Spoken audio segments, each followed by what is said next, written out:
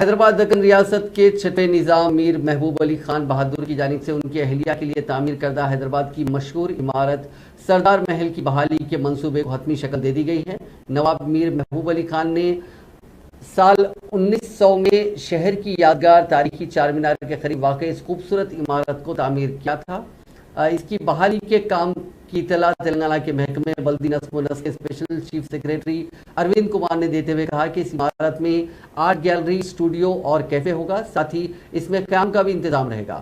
اروند کمار جو ریاست کی ثقافتی ورثے کی حامل عمارتوں کی خوبصورتی کے ساتھ ساتھ ان کو اصلی حالت میں واپس لانے کے کاموں کے لیے کافی مشہور ہیں، انہوں نے اس خصوص میں ٹویٹ کرتے ہوئے یہ بات بتائی۔ انہوں نے کہا کہ کلاکرتی آرٹ حکومت اور Quli Qutb Shah urban development authority کے ساتھ معاہدہ کیا گیا۔ اروند کمار نے سردار محل کی تصویر کو بھی پوسٹ کیا، ساتھ ہی انہوں نے اس کو اصلی روپ میں واپس لانے کے بعد کا خاکہ بھی پیش کیا۔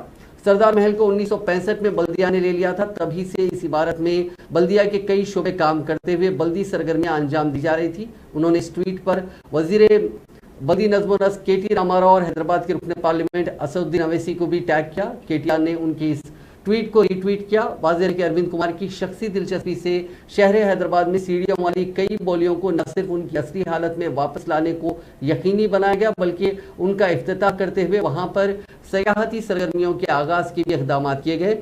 حال ہی میں بنسی لال پیٹ کی سیڑھیوں والی بولی کو بحال کرنے کا کام کیا گیا۔